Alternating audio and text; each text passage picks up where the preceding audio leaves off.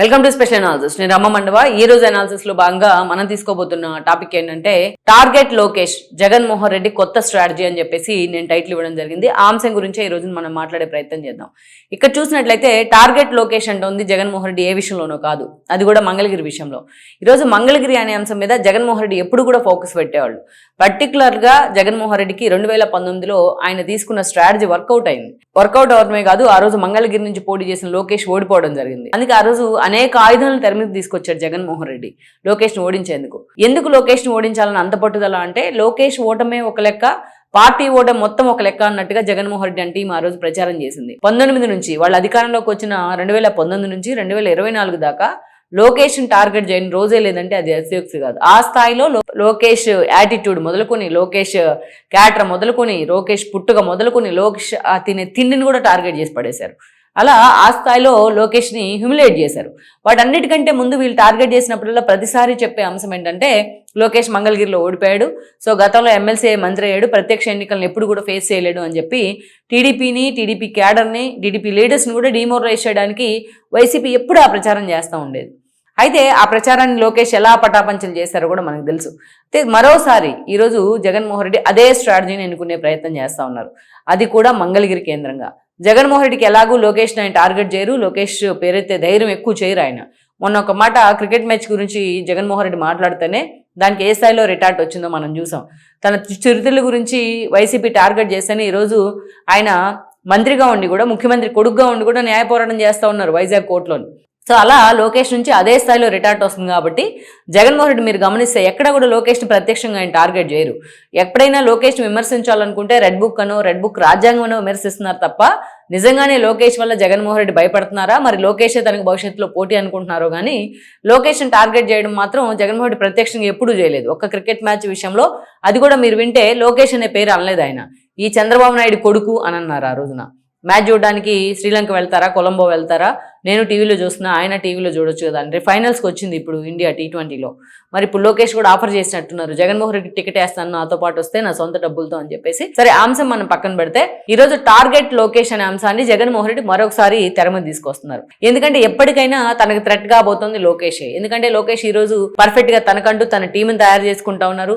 తను అటు విద్యాశాఖ మంత్రిగా, ఇటు ఐటీ మినిస్టర్ గా పూర్తి స్థాయిలో తన పదవులకు కూడా న్యాయం తీసుకొచ్చే విధంగా ఆయన పనిచేస్తా ఉన్నారు.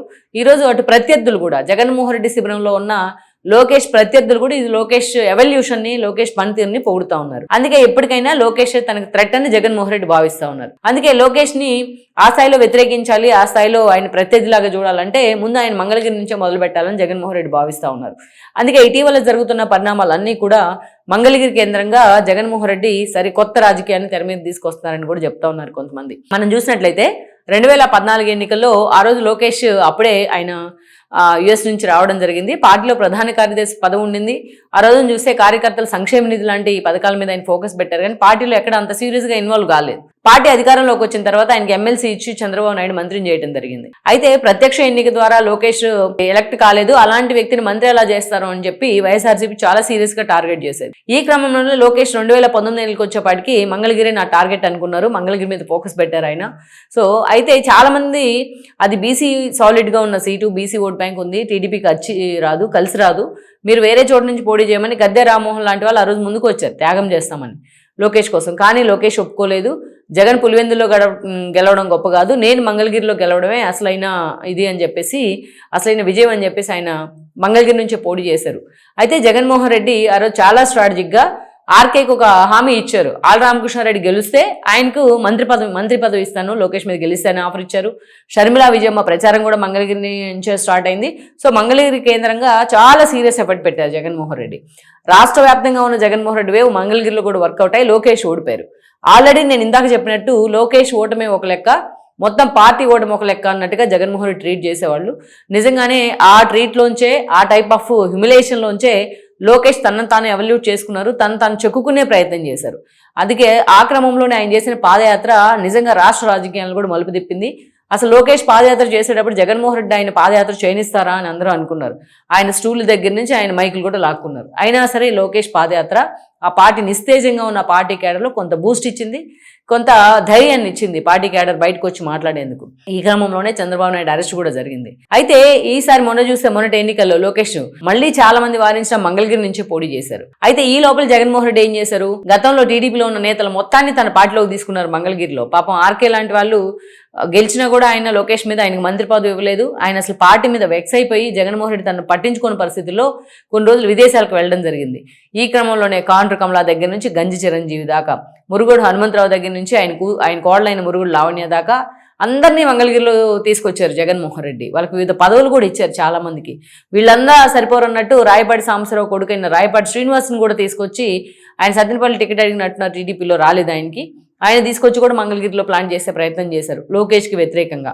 బట్ వీళ్ళందరూ ఒక ఎత్తు, లోకేష్ ఒక్కడే ఒక ఎత్తు అన్నట్టుగా మొన్నటి ఎన్నిక జరిగింది.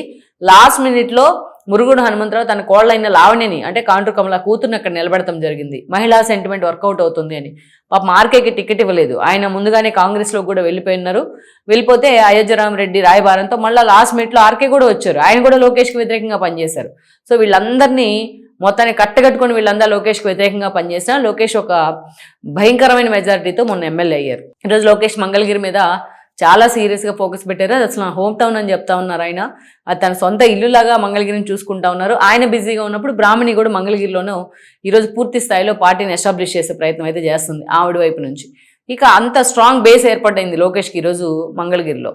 అందుకనే మళ్ళా జగన్మోహన్ రెడ్డి టార్గెట్ మంగళగిరి అన్నట్టుగా ఒక స్ట్రాటజీని తెర మీద తీసుకొస్తా ఉన్నారు. అసలు ఆర్కే లాంటి వ్యక్తి పార్టీలో ఉన్నారో లేదో తెలియదు, నిన్నటిదాకా ఆయన ఎక్కడున్నారో తెలియదు.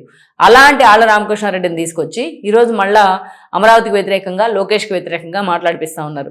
అంతేకాదు జగన్మోహన్ రెడ్డి మీద అసంతృప్తితో మురుగుడు హనుమంతరావు లాంటి వాళ్ళు స్టార్టింగ్లోనే లోకేష్ గెలవడంతోనే ఆయనకి జై కొట్టారు కూడా. అలాంటి వాళ్ళని మళ్ళా తన వైపు లాక్కునే ప్రయత్నం చేస్తూ ఉన్నారు.